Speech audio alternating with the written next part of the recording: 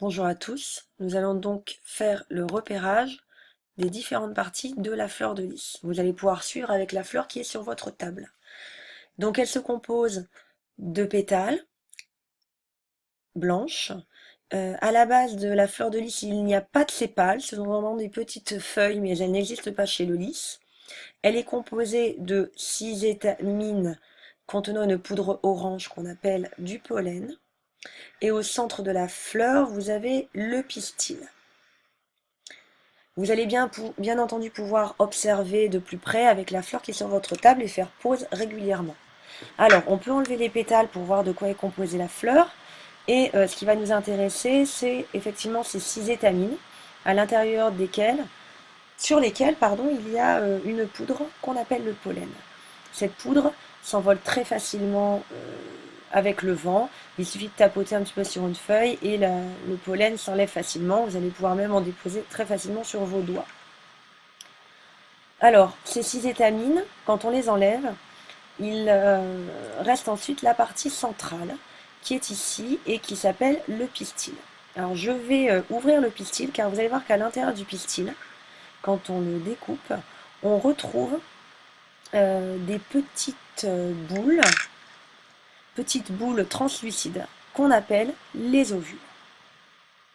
Le travail va donc être maintenant de savoir comment on passe de cette fleur de lys qui va se transformer pour donner des graines. Pour pouvoir se reproduire, elle va donc fabriquer des graines. Donc comment on passe de la fleur aux graines?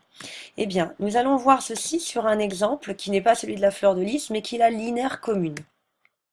Alors on voit sur la linaire commune, on retrouve bien les pétales, on retrouve les sépales dont je vous parlais tout à l'heure. Donc sur la linaire commune, les pétales vont avoir tendance à un moment donné à tomber, à faner. Donc à faner, puis à tomber, pour ne laisser en fait au centre que les étamines et le pistil. Étape suivante de la transformation de la fleur en graine. Les étamines vont finir également par tomber, il ne restera donc plus que le pistil. Et ce pistil va rester, et non seulement il va rester, mais en plus il va se transformer.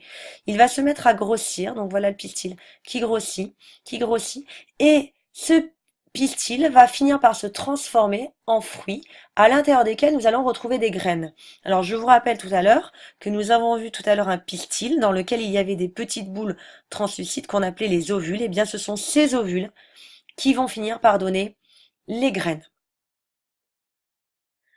Alors c'est ce que l'on voit parfaitement bien sur cette vidéo du pois. On voit bien les pétales ici qui sont en train de faner et ce pistil, alors les pétales ici qui finissent par faner et tomber et ce pistil qui grandit. Donc on a évidemment une vidéo en accéléré, on voit ici les restes des étamines, le pistil qui grandit à l'intérieur desquels il y a les ovules et vous verrez par transparence que ces ovules vont devenir, voilà, les futures graines.